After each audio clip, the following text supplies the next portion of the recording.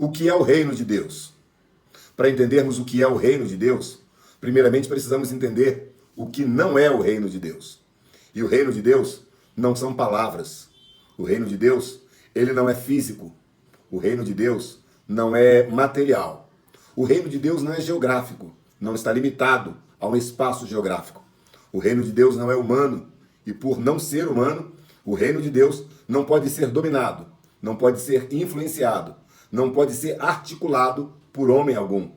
O reino de Deus, ele também não está limitado à igreja em seu contexto escatológico ou em seu contexto eclesiástico. Antes da igreja existir, o reino de Deus já existia. Antes da igreja militar na face desta terra, o reino de Deus já existia.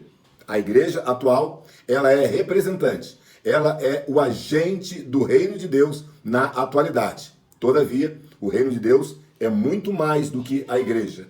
O reino de Deus não está limitado à igreja no seu contexto geral, teológico, e também não está limitado à igreja local, não está limitado a uma denominação. Se o reino de Deus não é nada disso, o que é o reino de Deus? O reino de Deus é o domínio e a ação soberana de Deus em meio à história da humanidade. O reino de Deus é o poder, é a autoridade, é o domínio de Deus. A expressão reino de Deus nos fala da metáfora de poder, de autoridade, de domínio. Quem é o que manda? Quem é o que pode? Quem é o que faz? Isto é o reino de Deus.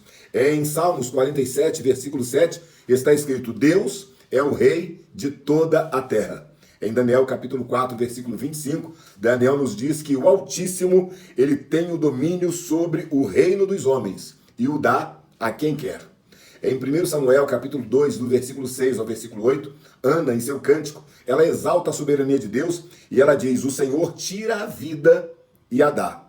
O Senhor faz descer a sepultura e faz tornar dela. O Senhor empobrece e também enriquece. O Senhor abaixa e também exalta. O Senhor levanta o pobre do pó e desde o esterco exalta o necessitado para o fazer assentar entre os príncipes e lhe coroa de glória e majestade. Isto fala da soberania de Deus. Isto fala de Deus em sua soberania, em sua vontade e em seu reino. Reino de Deus é o domínio de Deus sobre tudo e sobre todos. Ao longo da história da humanidade, o reino de Deus veio se revelando e se manifestando de várias formas. Mas para nós entendermos o que é propriamente o reino de Deus, precisamos então entender as características do reino de Deus. E eu gostaria de citar 5 características do reino de Deus. A primeira característica: o reino de Deus é soberano. No plano geral da história da humanidade, tudo acontece de acordo com a soberania de Deus.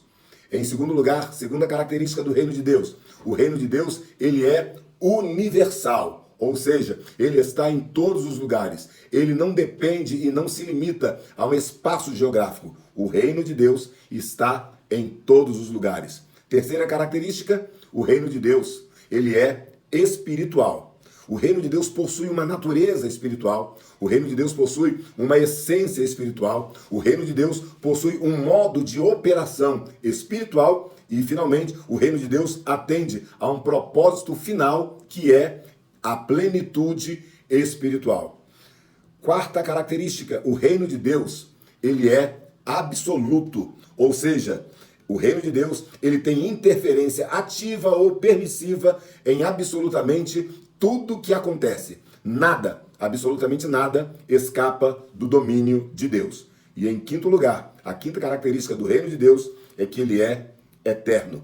O reino de Deus atua em todos os tempos e transcende os limites da temporalidade. Ou seja, antes da história existir, o reino de Deus já existia e já atuava e já era exercido por Deus. Durante a história, o reino de Deus é exercido pelo próprio Deus.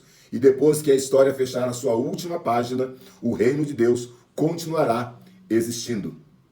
Importante também sabermos que ao longo da história, como eu já disse, o reino de Deus se manifestou de várias formas. Vários grupos, várias pessoas se tornaram agentes do reino de Deus.